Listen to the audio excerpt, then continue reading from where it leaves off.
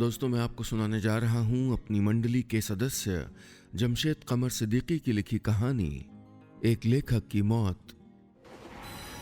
Unnao railway station पर Barauni express आई ही थी कि प्लेटफॉर्म पर हड़बड़ाए हुए चेहरे इधर उधर आते जाते नजर आने लगे। सबको जल्दी थी।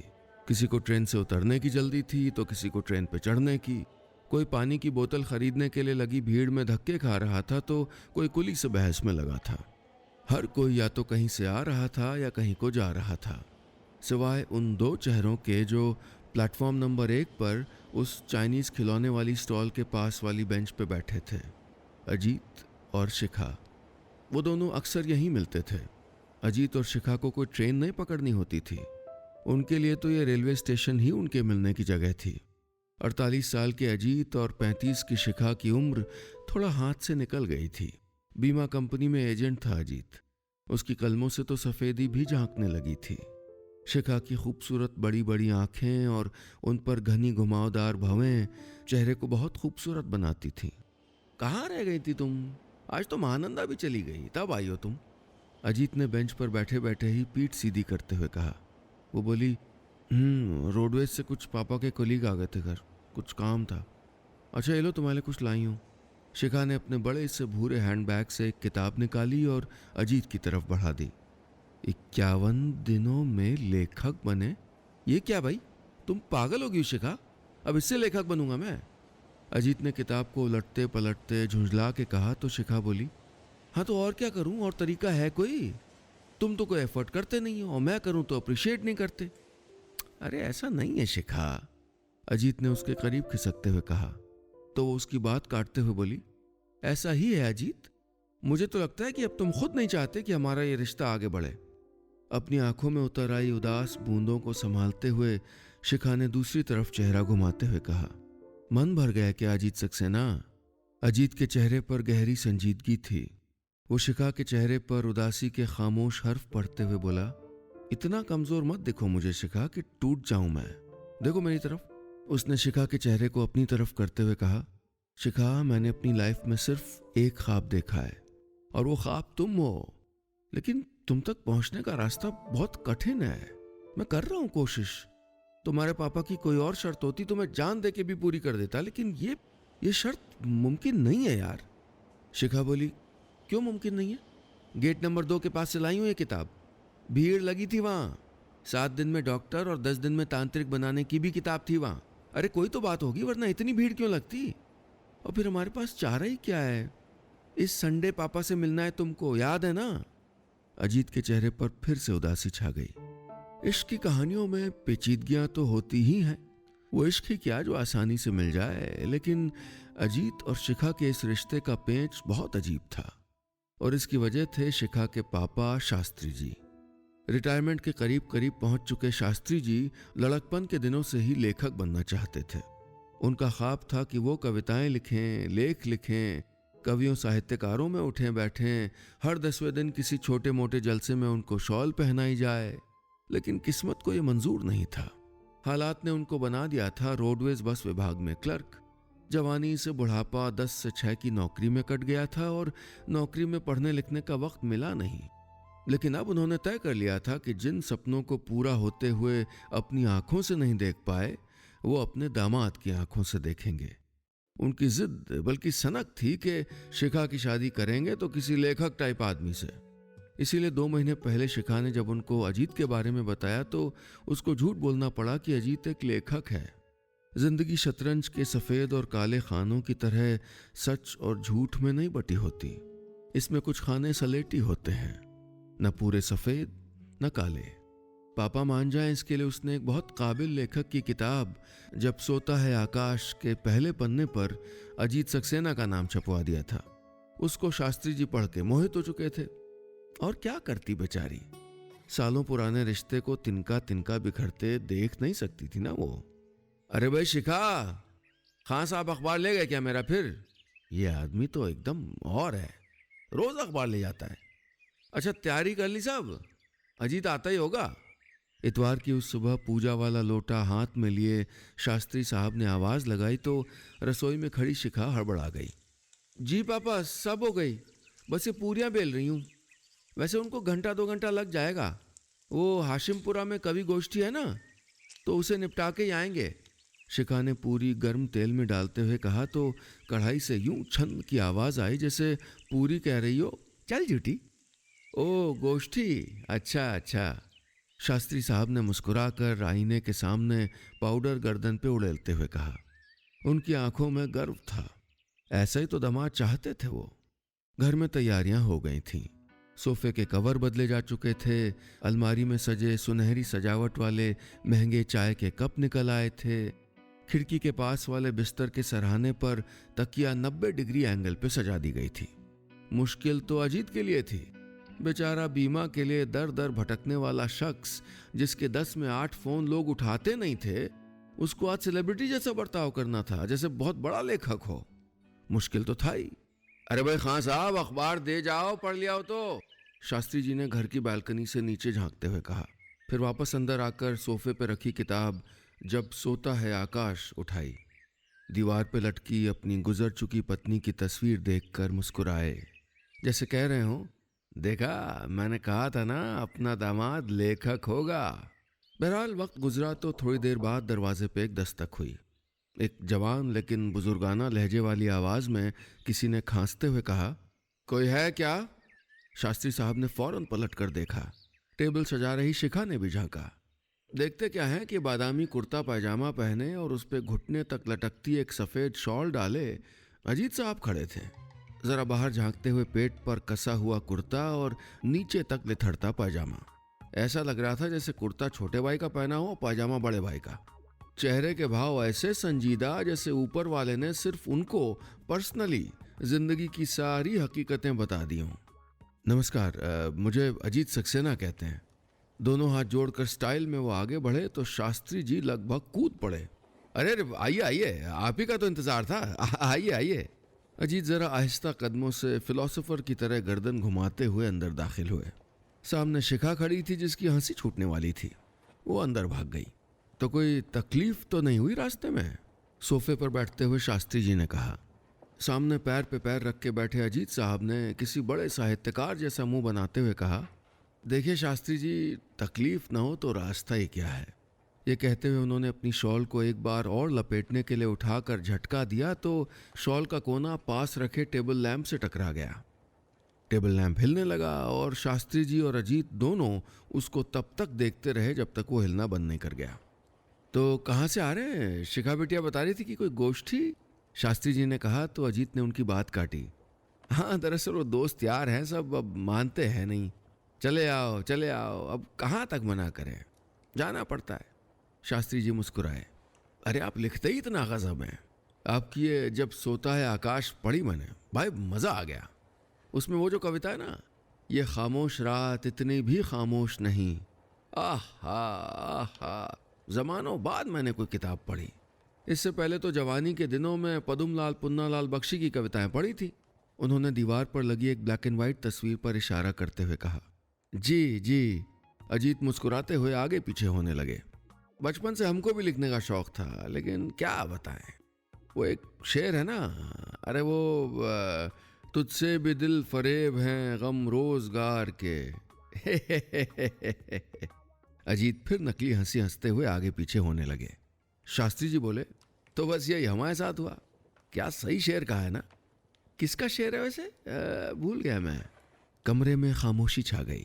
रसोई में धुली प्लेट कपड़े से पोंछ रही शिखा के हाथ भी थम गए। अजीत बोले, वो ये शेर तो उनका है, अरे क्या नाम है उनका, हाँ मुंशी प्रेमचंद। अंदर से एक प्लेट टूटने की आवाज गूंज गई। शास्त्री जी चौंक के बोले, प्रेमचंद वो भी शायरी करते थे? अरे ऐसी वैसी, अजीत ने हड़बड़ाते हुए कहा। गजब करते थे, कभी सुनाऊंगा आपको। फिर बातें घर खानदान की शुरू हुई। कहाँ रहते हो, पिताजी क्या करते हैं, शादी के बाद क्या करोगे, वगैरह वगैरह। शास्त्री जी अजीत की हर बात से मुतमईन थे। कुछ देर बाद शिखा सामने आई तो उसने बादामी रंग पे मरून दुपट्टा सर पे रखा हुआ था। उसकी आंखों का काजल इतना खूबसूरत लग रहा था जैसे कई रातों का आसमान उसकी आंखों के नीचे सिमट आया हो। आओ आओ बेटा आओ, शास्त्री जी मुस्कुरा के बोले और वो आके सोफे पे बैठ गई। कुछ देर यहाँ वहाँ की बातों के बाद शास्त्री जी बोले, भाई तुम दोनों ने फैसला कर ही लिया है तो हमको भी कोई एतराज़ नहीं है। फिर शिखा से बोले, भाई खूब पसंद आया हमको अजीत, अब तो लगता है कि वो पेन अजीत को दे ही दिया जाए।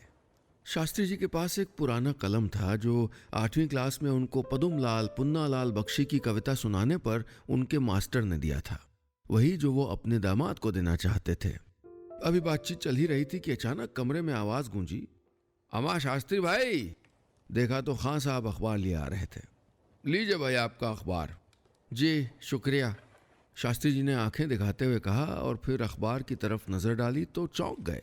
लिखा था, मशहूर साहित्यकार भवानी प्रसाद नहीं रहे, देश भर में शोक की लहर। शास्त्री जी हड़बड़ाते हुए बोले, अरे अजीत, ये देखो, ये भवानी प्रसाद तो वही है ना जिन्होंने तुम्हारी किताब की प्रस्तावना लिखी है। अजीत ने शिखा की तरफ देखा, फिर बोला, हाँ जी वही हैं, वही तो हैं। ओहो, तुम्हारी तो बड़ी गहरी जान पहचान होगी। हाँ, अब जान पहचान तो है ही है, बहुत मानते थे। अब लेखकों में तो आप जानते ही हैं कि कितना प्रेम होता है एक दूसरे के लिए। तो बेटा इनके अंतिम संस्कार में नहीं जाओगे? हाँ जाना तो है ही, लेकिन वो गांव काफ़ी दूर है और टिकट वगैरह। अरे क्या बात कर रहे हो यार, हम रोडवेज में हैं। रुको 1 मिनट। 2 मिनट ही गुजरे थे कि शास्त्री जी ने 3-4 फोन घुमा दिए। उन्होंने अजीत को बताया कि रोडवेज ने भवानी प्रसाद जी के अंतिम संस्कार में शामिल होने के लिए लेखकों, साहित्यकारों और कवियों के लिए एक फ्री स्पेशल बस अलॉट कर दी है। पता नहीं अजीत के लिए ये जानकारी ज़्यादा बुरी थी या फिर ये कि शास्त्री जी भी उसके साथ जाने वाले थे। उन्नाव बस टर्मिनल से दिल्ली के लिए जाने वाली विशेष गाड़ी चलने के लिए तैयार है। बस स्टॉप पर अनाउंसमेंट हो रहा था। यात्रियों को बता दें कि यह विशेष गाड़ी विभाग द्वारा मशहूर साहित्यकार भवानी प्रसाद जी की अंतिम यात्रा में शामिल होने वालों के लिए चलाई गई है। धन्यवाद। बस टर्मिनल पर कतार से खड़ी बसों के बीच लाल रंग की स्पेशल बस भी खड़ी थी। इस चमचमाती बस में शहर के सभी टुटपुंजिए कलमकार आ गए थे। वो सब ऊपर से तो गमी वाला 3 कोने का मुंह बनाए थे, लेकिन असल में सिर्फ मुफ्त यात्रा का मजा लेने आए थे। बस में ही विराजमान थे हमारे अजीत साहब भी, और उनके बगल में उनके होने वाले ससुर साहब यानी शास्त्री जी बैठे थे। कुर्ता पैजामा और अचकन पहने शास्त्री जी की आंख में इतनी चमक पहले कभी नहीं रही थी। दरअसल इतने सारे लेखकों के साथ सफर करने का सौभाग्य उनको पहले कहाँ मिला था। खुश थे कि होने वाले दामाद ने उनको ये दिन भी दिखा दिया है। उन्होंने एक नज़र बस में बैठे तमाम साहित्यकारों और कवियों पर दौड़ाई और फिर अजीत से बोले, ये सफ़र याद रहेगा। अजीत गहरी सांस लेते हुए मुंह लटका के बोला, मुझे भी। बस में किस्म किस्म के कलमकार थे। पहली सीट से आखिरी सीट तक सब एक से बढ़कर एक कलंदर थे। दाईं तरफ पहली सीट पर बैठे थे प्रेम कुमार कातिल। 2 किताब छप चुकी थीं। दोनों बार हिंदी विभाग से सहायता राशि भी ले चुके थे। किताबें उनकी बिकी कहाँ, बिकी कितनी, किसी को नहीं मालूम। गुलाबी कमीज से बाहर लटकता हुआ पेट था, दिलफेंक टाइप थे। कई बार कवि सम्मेलनों में स्टेज पे अपने बगल वाली कवियत्री को चुटकी काटने के आरोप में प्रोग्राम से भगाए भी जा चुके थे। वो बस में बार बार पलट कर पीछे बैठे लोगों से मुस्कुरा के पूछ रहे थे, अरे वो सुमन जी नहीं आए क्या? उनके बगल में थे वीर रस के अति उत्साही कवि गजेंद्र सिंह चौहान। घनी मूंछों पर ताव देते हुए बार बार बस की खिड़की का शीशा पीछे स्लाइड कर रहे थे। पीछे सीट पर बैठे थे 65 साल के इंतजार अहमद, जो अपने नकली दांत घर पे भूल आए थे। बार बार डरते डरते थोड़ा सा शीशा आगे कर देते थे। क्या है, समझ नहीं आ रहा है क्या? चौहान ने आखिरकार आंखें चढ़ाई तो इंतजार साहब पतली आवाज में बोले, अमा भाई जाइसी खोल लें दो, एकदम जाइसी। जब तक एसी नहीं चल रहा हैगा फिर बंद कर देंगे, मतलब गुजारिश कर रहे हैं यहाँ से। पीछे एक सोशल मीडिया की अति महान कवियत्री कविता कायनात जी बैठी थीं। उनका परफ्यूम महक रहा था। सोशल मीडिया पर उनकी सुनो से शुरू होने वाली हर कविता पर लाखों लोग दिल लुटाते थे। पीछे की सीट पर वो अभी भी कविता सुना रही थी। सुनो, लोग देखते हैं समुंदर तो देखते हैं उसका विस्तार, जान लेते हैं उसकी गहराई। तुमने देखा है कभी मेरा अकेलापन? वाह वाह वाह वाह, कलम तोड़ दिया आपने कायनात जी, वाह। एक साहब जिनके बारे में मैं भी नहीं जानता जोर से चिल्लाए। ये पुरानी जीन्स और मैली टी शर्ट पहने कौन थे पता नहीं, लेकिन निहायत गंदे थे।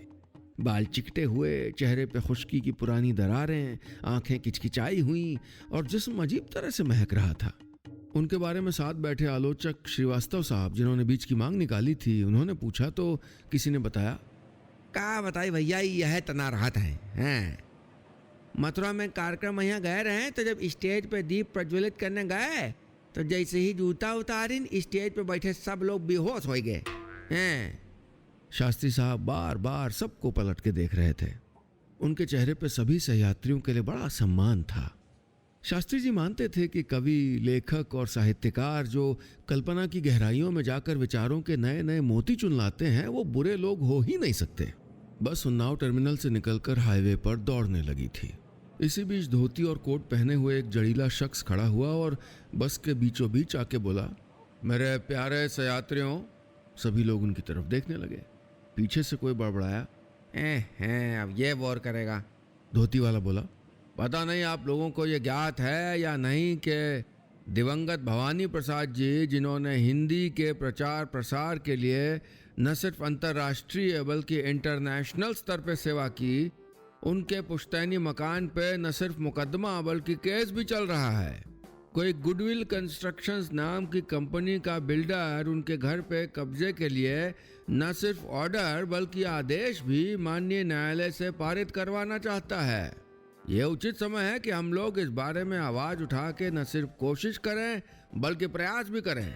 शास्त्री जी ने अफसोस वाला चेहरा लिए अजीत की तरफ देखकर कहा, ओहो, ऐसा भी है क्या?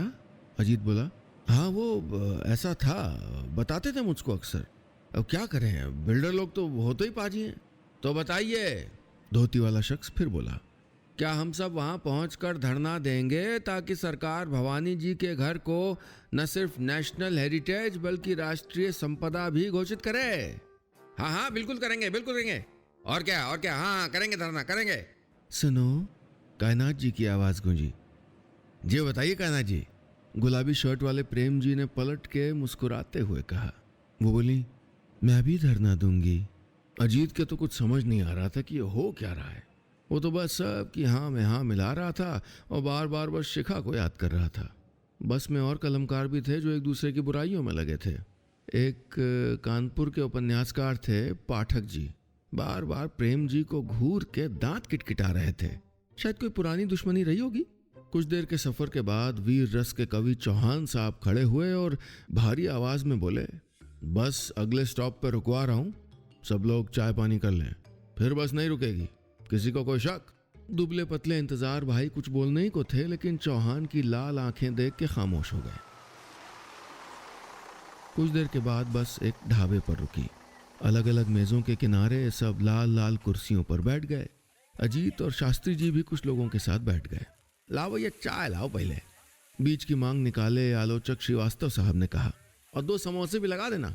काउंटर पे बैठा एक भारी आवाज वाला शख्स बोला, ए छोटू, प्लेट धो के समोसे लगाओ जल्दी। ये सुनकर गंदे रहने वाले लेखक जो बैठे बैठे झूम रहे थे, अपना मुंह आस्तीन से पोंछते हुए बोले, अरे हमको ऐसे ही दे दो, बस प्लेट में कागज बिछा दो, कागज। इधर अजीत और शास्त्री जी बातें कर रहे थे। शास्त्री जी ने मुस्कुराते हुए कहा, अजीब बात है कि पहली बार क्रियाक्रम में जाते हुए भी अच्छा लग रहा है मुझे। क्यों? अजीत ने शिखा को कुछ मैसेज करते हुए शास्त्री जी से पूछा।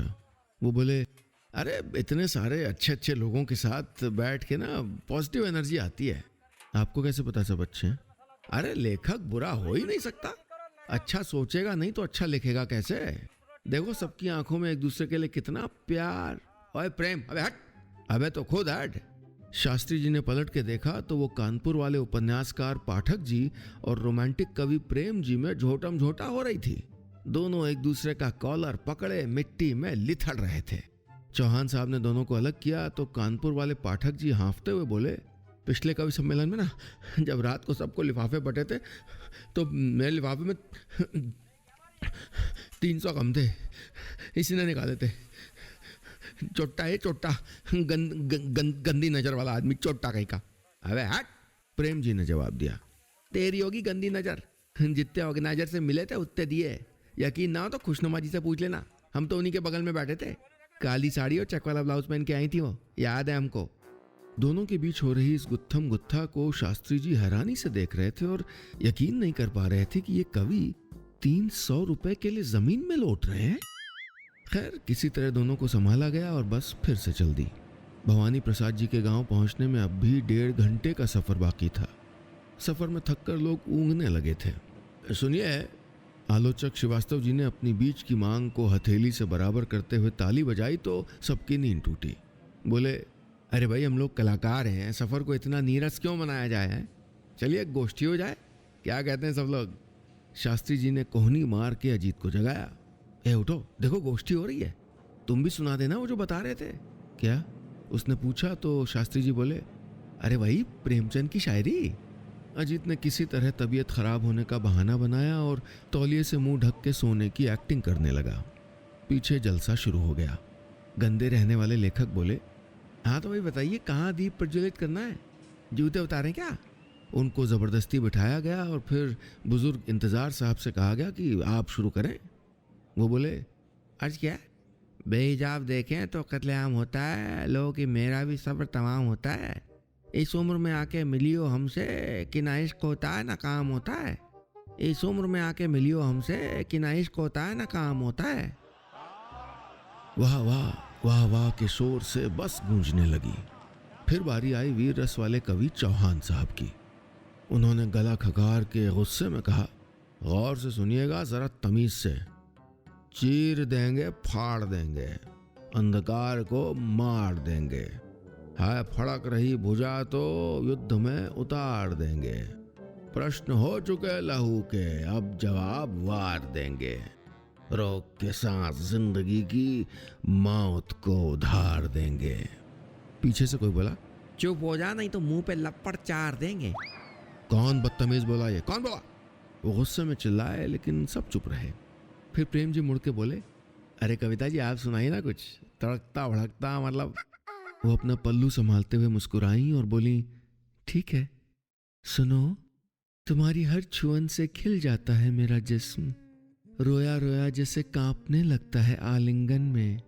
अधर कांपते हैं तुम्हारी मजबूत भुजाओं की महक से, सीमाओं को लांग जाना चाहती हैं चांदनी रातों में।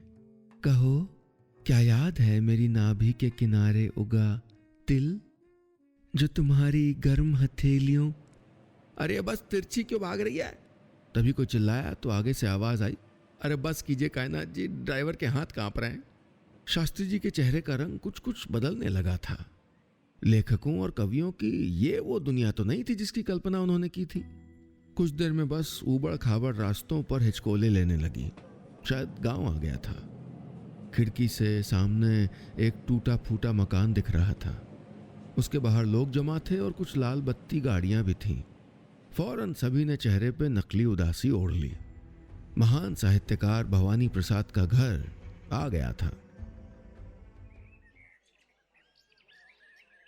देश के मशहूर लेखक और साहित्यकार के पैतृक घर पर उन्नाव से चलकर आई वो बस पहुंच चुकी थी। बस से उतरते हुए शास्त्री जी, अजीत और दूसरे यात्री देख रहे थे अपने सामने एक उजड़े हुए दयार को, एक झुकती हुई दीवारों वाले पुराने मकान को, जिसकी मटमैली हो चुकी सफ़ेद दीवारों पर बड़े बड़े ताक थे और दरारों में जंगली घास फूस उगाई थी। बाहर दरवाजे पर लोगों की थोड़ी भीड़ तो थी, लेकिन उतनी नहीं जितना कि अंदाज़ा था। घर के आसपास कुछ दूसरे कवि लेखक और साहित्यकारों के अलावा कुछ रिश्तेदार और आस पड़ोस के लोग थे। घर के दूसरे वाले दरवाजे से बाईं तरफ पीपल का पेड़ था। उसके नीचे फाइबर की कुर्सियों पर कुछ अति विशिष्ट लोग बैठे थे। उनके हाथ में चाय के कप थे और उनमें से कुछ सरकारी विभागों के पदाधिकारी थे। वो एक पीली जैकेट पहने शख्स से बात कर रहे थे। वो जगह सफ़ेद शामियाने से ढकी थी। शास्त्री जी उस बूढ़ी इमारत को देखकर हैरान थे। वो तो पूरे रास्ते सोचते आए थे कि इतने बड़े लेखक का मकान बड़ा शानदार होगा, आगे पीछे सैकड़ों रोने वाले होंगे, मंत्री संतरी लाल बत्ती वाली गाड़ियां होंगी, लेकिन ऐसा था नहीं। ओहो, ये घर तो बहुत बुरे हालात में है, उन्होंने कहा तो साथ चलते चलते अजीत बोला, हाँ काफ़ी पुराना है। हालांकि पिछली बार जब मैं आया था तब फिर भी बेहतर था। बस में साथ आए लेखक घर के आसपास खड़े लोगों में मिल गए। किसी को कोई पुराना जानने वाला मिल गया और कोई वहां बैठे सरकारी पद वाले लोगों की चापलूसी में लग गया। आहा शेषाद्री साहब कैसे हैं आप, कैसे हैं? और भाभी जी ठीक? आलोचक श्रीवास्तव जी हाथ जोड़कर दांत दिखाते हुए बोले। सामने सफारी सूट में बैठे शेषाद्री साहब ने उनको एक नज़र देखा और बोले, अरे श्रीवास्तव साहब, हाँ क्या हाल है? फिर उस पीली जैकेट वाले शख्स की तरफ इशारा करते हुए बोले, इनसे मिले, ये हमारे साले साहब हैं, शेखर। ओहो हो भाई, बड़ी खुशी हुई आपसे मिलके। वीर रस के कवि चौहान साहब भी शेषाद्री साहब के सामने बिल्कुल कोमल बन गए। प्रेम जी भी नजर गड़ाए थे कि शेषाद्री के बगल वाली कुर्सी खाली हो तो झट से वहां बैठ जाएं। शेषाद्री साहब दरअसल हिंदी संस्थान के उन अधिकारियों में से थे जो हर साल पुरस्कृत किए जाने वाले लेखकों का चुनाव करते थे। जाहिर है सभी लेखक उनसे अच्छे संबंध बनाकर रखना चाहते थे। आइए आइए, आप लोग इधर बैठ जाइए, अभी थोड़ी देर में आखिरी दर्शन शुरू होगा। वहां मौजूद एक गमछा बांधे शख्स ने लोगों की तरफ इशारा करते हुए कहा। कुछ और लोग दूसरी तरफ रखी खाली कुर्सियों पर बैठ गए। बीच की मांग वाले आलोचक जी ने मुंह बिचका के कहा, मीडिया वीडिया नहीं दिख रही? सब लोगों ने दाएं से बाएं देखा और फिर इस उदासी से मुंह लटका लिया जैसे आना ही बेकार हो गया। लोग थोड़ी देर में तितर बितर होने लगे। कोई भीड़ के दूसरी तरफ मौजूद किसी पुराने जानने वाले से टकरा गया, कोई मुफ्त की चाय पानी में मसरूफ हो गया, कोई वहां शामियाने में बैठे पदाधिकारियों के साथ बातचीत की कोशिश करने लगा। कुछ लोग भवानी जी के मकान के आगे सेल्फी ले रहे थे और कायनात जी सोशल मीडिया पे लाइव थी। शास्त्री जी बोले, श्रीमान मुझे लगता है हम लोगों को अंदर चलना चाहिए, कम से कम एक बार। रुकिए भाई, धोती वाले शख्स ने उनकी बात काटते हुए कहा, अभी जाएंगे, थक गए। मैं तो कहता हूँ आप बिना थोड़ा आराम बल्कि विश्राम भी कर लें। शास्त्री जी ने उनकी बात अनसुनी कर दी। अजीत को इशारा करते हुए उस गिरते, कमजोर और अपने इतिहास से पुराने मकान के गेट के अंदर चल दिए। बीचों बीच में कच्चा आंगन था और चारों तरफ कमरे जिनकी छत गिरने की कगार पर थी। आंगन के किनारे से ऊपर जाती सीढ़ियां कमजोर थीं। लोगों के सुबकने की आवाजें बंद हो चुकी थीं। वो अंदर पहुंचे तो देखा कि सामने भवानी प्रसाद जी का जनाजा सजाया जा रहा था। वो लेखक जिसने दुनिया की नजरों में देश का मान बढ़ाया, जिसके साहित्य में चुलबुले चटखारे नहीं विमर्श था, जिसकी कीमती कविताओं में गरीब, कमजोर और हाशिए पर खड़े समाज का जिक्र था। आइए चलें, बाहर ही इंतजार करते हैं। अजीत ने शास्त्री जी से कहा तो वो कहीं खो गए थे। हाँ चलो, उन्होंने कहा, लेकिन मुड़े तो नजर दीवार पर लटके एक पुराने सम्मान पत्र पर पड़ी। उस चटके हुए मैले शीशे में फ्रेम किया हुआ वो सम्मान पत्र रसोई की दीवार की तरफ ताक रहा था। वो रसोई जहाँ के खाली डब्बे बता रहे थे कि महंगे विचार कितनी सस्ती दीवारों के बीच पनपते हैं। शास्त्री जी और उनके पीछे पीछे अजीत बाहर आए तो देखा कि कोई स्थानीय पत्रकार कैमरा लिए वीडियो बना रहा था। और इस वक्त हम खड़े हैं उसी महान साहित्यकार के उसी घर के आगे जहां उन्होंने अपनी आखिरी सांसें ली। बादामी सदरी पहने हुए वो पत्रकार अपने कैमरा पर्सन के साथ शास्त्री जी की तरफ बढ़ते हुए बोला, और यहाँ उनके आखिरी दर्शन के लिए तमाम हस्तियां आई हैं। आइए कुछ दूसरे लेखकों से भी बात करते हैं। वो शास्त्री जी की तरफ माइक बढ़ाते हुए बोला, आप कैसे याद करते हैं भवानी जी को? आप भी लेखक हैं? नहीं, मैं तो नहीं, मैंने तो सिर्फ पदुमलाल पुन्नालाल। कहते कहते वो रुक गए और फिर अजीत को खींचते हुए कहा, ये लेखक हैं, इन्होंने किताब भी लिखी है और ये प्रेमचंद की शायरी भी सुनाते हैं। बोलो बेटा, तुम बोलते क्यों नहीं? अजीत की कनपटी से पसीना बह रहा था। वो बिल्कुल सावधान की मुद्रा में खड़ा था। बोला, वो मैं अजीत सक्सेना, उन्नाव से। भवानी जी बहुत अच्छे आदमी थे, हम काफ़ी अच्छा लिखते थे और बहुत दुख का मौका है ये। अरे तुम उनके खास थे, बताओ ना, बोलते क्यों नहीं? शास्त्री जी ने कोहनी मारते हुए हड़काया, मेरे खास थे, बहुत खास थे। हाँ मतलब बहुत ही खास थे। तब तक शास्त्री जी दूसरी तरफ जमा बस से साथ आए बाकी लोगों के पास पहुंच गए। अरे देखिए भाई, वहाँ मीडिया आ गई है। आप लोग धरना वरना देने वाले थे ना, चलिए यही टाइम है। उनकी बात सुनते ही सभी लोग हाँ में हाँ मिलाने लगे। कैमरा देखते ही लोगों की ऊर्जा तेजी से उबाल मारने लगी। इंतजार साहब अपनी पतली आवाज में शेर जैसे चिल्लाए, हाँ और क्या, इतने बड़े लेखक का मकान यूं ही नीलाम नहीं होने देंगे हम लोग। हाँ, ये जगह राष्ट्रीय संपदा बनकर रहेगी, वरना आंदोलन होगा, आंदोलन। कानपुर वाले आलोचक अपनी बीच की मांग बराबर करते हुए बोले। चौहान साहब भी दहाड़े। मार देंगे या मर मिटेंगे, लेकिन ये घर किसी बिल्डर के हाथों बिकने नहीं देंगे। कायनाथ जी की आवाज आई तो सब खामोश हो गए। सुनो, अरे भाई, ये गुडविल कंस्ट्रक्शन का बिल्डर कौन है जिसे देश के लेखकों की भी कदर नहीं? सब लोग तेज कदमों से कैमरामैन की तरफ बढ़ने लगे। उन लोगों के साथ वहां खड़े कुछ और लोग भी शामिल हो गए थे। शास्त्री जी का चेहरा खिल गया था। सभी लेखकों, साहित्यकारों का जोश बढ़ता जा रहा था और धीरे धीरे नारों की सुगबुगाहट होने लगी। साहित्यकारों का ये अपमान नहीं सहेगा हिंदुस्तान, नहीं सहेगा हिंदुस्तान। आवाज दो, हम एक हैं, एक हैं। लेखकों की भीड़ उस कैमरामैन के साथ खड़े सदरी वाले पत्रकार के पास पहुंच गई। वो अभी तक अजीत का इंटरव्यू ले रहा था। अजीत दोनों हाथ पीछे बांधे खड़ा था। सुगबुगाहट से वो पलटा तो अपने पीछे भीड़ देखी। वो फौरन भीड़ में छुप गया। क्या चाहते हैं आप लोग? उस सदरी वाले पत्रकार ने पूछा तो सभी लेखक, साहित्यकार एक एक करके बोलने लगे। हम धरना दे रहे हैं ताकि सरकार इस जगह को उस बिल्डर के कब्जे से बचाए और उसे राष्ट्रीय संपदा घोषित करे। धोती वाले अंकल ने अपनी बात जोड़ी। सिर्फ राष्ट्रीय संपदा ही नहीं, नेशनल हेरिटेज भी। सब ने उनको घूर के देखा तो वो पीछे हो गए। बहुत बढ़िया, बहुत बढ़िया। वो पत्रकार बोला। आप लोग प्लीज माइक में बोलिए। कैमरा ऑन कर। कैमरा ऑन हुआ तो सदरी पहने वो पत्रकार बोला। दर्शकों, आप देख सकते हैं मेरे पीछे ये हुजूम खड़ा है। ये लेखकों और साहित्यकारों का हुजूम है और इनमें इस बात का गुस्सा है कि भवानी जी के घर पे कब्जा करने की कोशिश करने वाले उस बिल्डर पर नकेल क्यों नहीं कसी जा रही। और उससे भी बड़ा सवाल यह है कि उसको यहाँ क्यों बुलाया गया। मेरे कैमरा पर्सन अगर जूम करें तो आप देख सकते हैं वो शख्स जो पीली जैकेट में बैठा है शामियाने के नीचे, वही है गुडविल कंस्ट्रक्शन का ओनर। जी तो बताइए, आप लोग अपने गुस्से का कैसे इजहार करेंगे? सब के सब एकदम चुप। जैसे ही पता चला कि वो बिल्डर शेषाद्री साहब का साला है तो सबकी जबान पे ताला लग गया। बोलिए भाई, पत्रकार ने दोहराया। अरे आप लोग कुछ बोल क्यों नहीं रहे? चौहान जी, इंतजार साहब, पाठक जी, प्रेम जी और कुछ दूसरे लेखक जो यहाँ पहले से मौजूद थे, सब एक दूसरे को गौर से देख रहे थे। आप बोलिए, उसने चौहान जी की तरफ माइक करते हुए कहा तो वो नर्म आवाज में बोले। अब भाई इसमें क्या बोला जाए? सर खुजलाते हुए बोले। भाई देखिए, कोई चाहे जितना बड़ा भी लेखक हो, लेकिन कानून तो भाई सबके लिए बराबर होता है ना। सबका पक्ष सुना जाना चाहिए, हैं? क्यों भाई? उन्होंने प्रेम जी की तरफ इशारा कर दिया।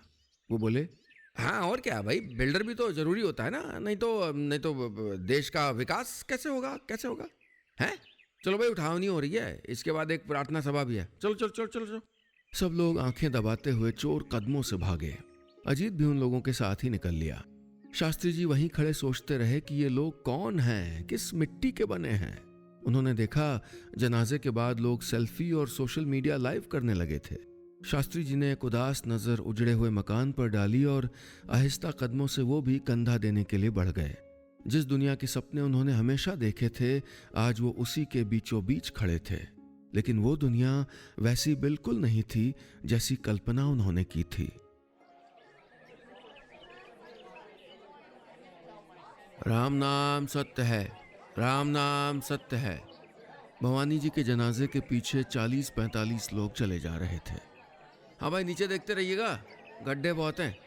पीछे से एक आवाज आई, संभल कर। अरे ये गंदे वाले भाई साहब को किनारे कीजिए भाई, झूम रहे हैं। लफ्ज और माने के बीच जिंदगी को पिरो देने वाले महान लेखक भवानी प्रसाद जी का जनाजा पगडंडियों से गुजर रहा था। कुछ लोग आधे रास्ते साथ चल के लौट आए थे। कुछ लोग अपनी गाड़ियों से सीधे शमशान घाट पहुंचकर जनाजा आने का इंतजार कर रहे थे। शास्त्री जी खामोश थे। अजीत उनसे बात करने की कोशिश करता तो वो जवाब नहीं देते। उस हुजूम में वो बस चले जा रहे थे। कुछ देर बाद शमशान के सारे क्रियाक्रम के बाद भवानी प्रसाद जी को मुखाग्नि दे दी गई। शास्त्री जी की आंखों में सामने जलती चिता की लपटों का अक्स चमक रहा था। वो देख रहे थे कि अच्छे विचार और आदर्श धुआं बनकर आसमान में खो रहे थे। तो सज्जनों, ध्यान दीजिए। उसी शाम सभी लोग वापस भवानी जी के घर के बाहर जमा हो गए थे। वहां एक सभा हो रही थी। जैसा कि हमने कहा था कि भवानी जी की याद में एक श्रद्धांजलि सभा होगी, उसी के लिए हम लोग यहाँ उपस्थित हैं। जनाजे में शामिल सभी लोग वहां मौजूद थे। बाकी लेखकों साहित्यकारों के साथ शास्त्री जी और उनके ठीक बगल में अजीत खड़े थे। माइक पकड़े उस शख्स ने आगे कहा, इस कार्यक्रम की शुरुआत मैं भवानी प्रसाद की किताब के कुछ हिस्से पढ़कर करना चाहता हूँ। उसने पन्ने पलटते हुए कहा, इस किताब का नाम है जब सोता है आकाश। अजीत और शास्त्री जी ऐसे चौंके जैसे बिजली का करंट लग गया हो। अजीत ने इसी किताब को अपनी बताकर उनकी बेटी का हाथ मांगा था। किताब का नाम सुनते ही अजीत शास्त्री जी से 2 कदम पीछे हो गया। शास्त्री जी ने पलटकर उसको हैरानी से देखा। माइक वाले शख्स ने आगे पढ़ना शुरू किया, यह खामोश रात इतनी भी खामोश नहीं। शास्त्री जी के हाथ कांप रहे थे। ये तो वही कविता थी जो अजीत की किताब में थी और किताब का नाम भी। उनको मामला समझते देर नहीं लगी। उन्होंने सर झुका लिया। कविता फिजा में गूंजती रही, ये खामोश रात इतनी भी खामोश नहीं कि सुन न सको। दर्द में डूबी करवटें जिनकी पीठ पर हैं, थकी दोपहरों के बेरहम निशान। खाली जेबों के वजन से थक चुके सुबह के जागे चेहरे।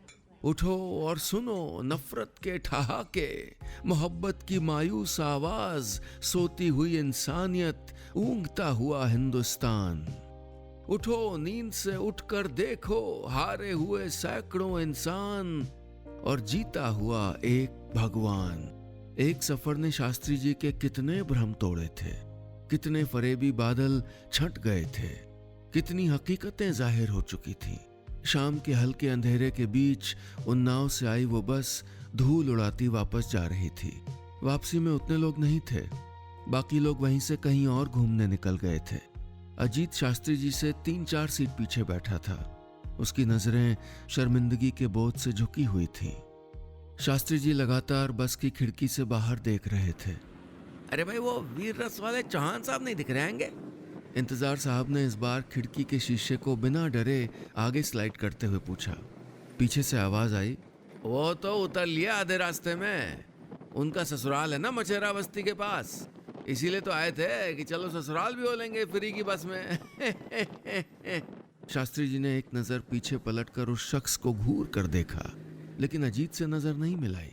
कुछ घंटों के सफर के बाद बस वापस उन्नाव आ चुकी थी। शास्त्री जी बस टर्मिनल से सीधे घर आ गए। उनके चेहरे का रंग बदला हुआ था। अजीत उनके पीछे बस से उतरा तो उनको जाता हुआ देखता रहा। वो चाहता तो था कि उनको आवाज देकर बुलाए और कहे, मुझे माफ कर दीजिए अंकल, मैंने झूठ बोला आपसे। मैं लेखक नहीं हूं, मैं तो बीमा एजेंट हूं, लेकिन प्यार बहुत करता हूं शिखा से। काश उसमें जरा भी हिम्मत बची होती शास्त्री जी की आंख से आंख मिलाने की। देर रात शास्त्री जी घर में खामोशी से दाखिल हुए। जाकर अपनी कुर्सी पर बैठकर सामने दीवार पर लगी पदुमलाल पुन्नालाल बख्शी की तस्वीर को गौर से देखने लगे। पापा आ गए आप? तभी शिखा पीछे से आकर उनकी पीठ से लग गई। हाँ बेटा, उन्होंने कहा तो शिखा इतराते हुए बोली, तो रास्ते में अजीत ने अपनी कविताएं सुना सुना के बोर तो नहीं किया? एक्चुअली राइटर पोएट टाइप लोग ना कहीं भी। काफी थक गया हूं, शास्त्री जी ने शिखा का हाथ हटाते हुए कहा। बस में पैर लटकाए लटकाए सूजन आ गई है, जाओ सो जाओ, मैं भी सोता हूं। कहते हुए वो उठे और अपने कमरे में चले गए। शिखा हैरानी से उन्हें जाता हुआ देख रही थी। यकीन एक ऐसा आईना होता है कि एक बार टूट जाए तो फिर बिना निशान के नहीं जुड़ता। यकीन ही तो टूट गया था शास्त्री जी का। अगली सुबह भी यूं ही खाली खाली गुजर गई। दोपहर को शिखा ने फोन मिलाया। हेलो अजीत, अरे हुआ क्या है यार, कोई कुछ बताएगा मुझको? दूसरी तरफ अजीत खामोश रहा। घर की बालकनी पर खड़ी शिखा ने आगे कहा, यार पापा भी चुप चुप हैं और तुम्हारा फोन भी कल से ऑफ है, चक्कर क्या है? अजीत ने उदास आवाज में कहा, शिखा वो पापा को पता चल गया कि मैं राइटर वाइटर नहीं हूं। व्हाट? शिखा चौंकी। अजीत ने उसे पूरी बात तफसील से बताई। शिखा की आंखों से आंसू के कतरे बहने लगे। उसे ये प्रेम कहानी खत्म होती नजर आ रही थी। यात्रीगण कृपया ध्यान दें, बरौनी सुपरफास्ट एक्सप्रेस अपने निर्धारित समय से 1 घंटा देरी से जाएगी। अगले दिन उन्नाव रेलवे स्टेशन के प्लेटफॉर्म नंबर 1 पर फिर से वही दो उदास चेहरे बैठे थे। प्लेटफॉर्म पर पहले की तरह भीड़ थी, वैसे ही अजनबी चेहरे थे, वही आवाजें थीं, लेकिन अजीत और शिखा के चेहरे पर पहले वाली मुस्कुराहट नहीं थी। एक दूसरे की आंखों में अपना कल ढूंढ रहे वो दोनों आज नम आंखों से एक दूसरे को देख रहे थे।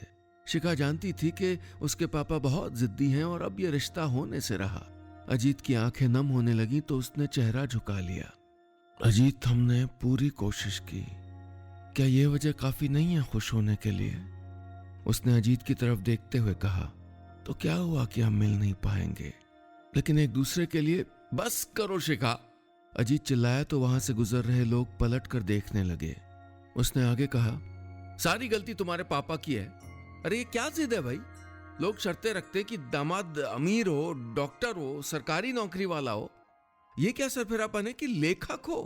मतलब ये क्या बात हुई? अजीत चिल्लाओ मत, लो पानी पियो। कहते हुए शिखा ने अपने बैग में बोतल निकालने के लिए हाथ डाला। बोतल निकाली तो साथ साथ वो किताब भी निकल के बाहर गिरी। 7 दिनों में लेखक बने। ये हटा लो मेरे सामने से, हटा लो, नहीं तो आग लगा दूंगा इसमें। किताब देख के अजीत चिल्लाया।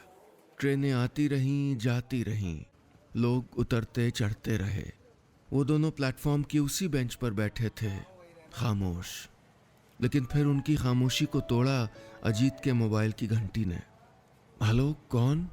उसने आंख आस्तीन से पूछते हुए कहा तो दूसरी तरफ से आवाज आई। मैं बोल रहा हूँ। शास्त्री जी की आवाज सुनकर अजीत हड़बड़ा गया। जी। वो एक पल खामोश रहे, फिर गहरी सांस लेकर बोले, देखो अजीत, यकीन हर रिश्ते की बुनियाद होता है। ये एक बार टूट जाए तो फिर रिश्ते की इमारत मजबूत नहीं रहती।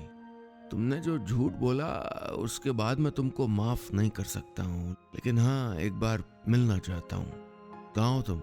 अजीत ने कहा, मैं तो ऑफिस में हूँ। अजीत ने इतना कहा ही था कि तभी प्लेटफॉर्म पर तेज अनाउंसमेंट हो गया। यात्रीगण कृपया ध्यान दें, Faizabad Jhansi express via Himmatpur platform number 2 पर आ रही है। इसकी आवाज शास्त्री जी को सुनाई पड़ गई। थोड़ी देर बाद अजीत शिखा के घर में शास्त्री जी के सामने बैठा था। वो सोफे पर घुटने जोड़कर सर झुकाए बैठा था और शास्त्री जी के बगल वाली कुर्सी पर शिखा थी। मुझे इस बात का अफसोस है कि तुम लोगों ने झूठ बोला। शास्त्री जी ने चाय का कप मेज पर रखते हुए बात शुरू की। झूठ बोलने वालों को मैं कभी माफ नहीं करता। एक गहरी खामोशी छा गई। लेकिन आज करूंगा। उन्होंने जैसे ही कहा, अजीत उठकर उनके पैर छूने के लिए खड़ा हुआ। वहीं बैठो, बात पूरी होने दो। अजीत वापस बैठ गया। वो बोले, माफ इसलिए करूंगा क्योंकि मुझे एहसास हो गया कि मैं गलत था। मैं हमेशा समझता था कि किसी का लेखक या कवि या शायर या साहित्यकार होना उसके अच्छे और ईमानदार व्यक्तित्व का सर्टिफिकेट है। लेकिन सफ़र के दौरान यह अनुभव हुआ कि लिखना सिर्फ एक प्रोफेशन है। लेखक होना किसी की नैतिकता की गारंटी नहीं है। जरूरी नहीं कि एक बहुत अच्छा कवि बहुत अच्छा इंसान भी हो। अब आओ। उन्होंने पैर आगे करके अजीत को पैर छूने का इशारा किया। और सच कहूं तो भवानी प्रसाद जी के घर के हालात देखकर बहुत अफसोस हुआ, बल्कि एहसास हुआ कि हमारा समाज सच्चे लेखक और साहित्यकार डिजर्व ही नहीं करता। अजीत ने शास्त्री जी के पांव छुए तो उन्होंने आशीर्वाद देते हुए कहा, तुम काम कोई भी करते हो, ईमानदारी से करते हो, मेरे लिए यही काफी है। पापा के चेहरे पे आई मुस्कुराहट देखकर शिखा का चेहरा खिल गया था। वो उठे और दूसरे कमरे में चले गए। इधर अजीत और शिखा ने गहरी सांस ली। उनके चेहरे पर मुस्कुराहट खिली हुई थी जैसे बरसों की तमन्ना पूरी हो गई हो। आंखों में एक ऐसा गहरा सुकून था जिसकी दुआ उन दोनों ने हर रात की थी। वो दोनों अपनी अपनी जगह से उठे और गले लग गए, और तब तक गले लगे रहे जब तक शास्त्री जी के खांसने की आवाज नहीं आई। खांसी की आवाज सुनते ही दोनों जल्दी से अपनी अपनी जगह पर शराफत से बैठ गए। शास्त्री जी सोफे पर बैठे और अजीत को अपने पास बुला लिया। फिर एक पुरानी कलम उसकी तरफ बढ़ाते हुए बोले, कलम सिर्फ कहानीकार के लिए नहीं होता, ये मेरी तरफ से तुम्हारे लिए। हमेशा ख्याल रखना इसका और मेरी शिखा का भी। शिखा तेज कदमों से आगे बढ़ी और पापा के गले लग गई। अजीत भी पापा के सीने से लग गया। वो नाव के उस छोटे से घर की रोशनी उस शाम खुशियों और मुस्कुराहटों से कुछ बढ़ गई थी।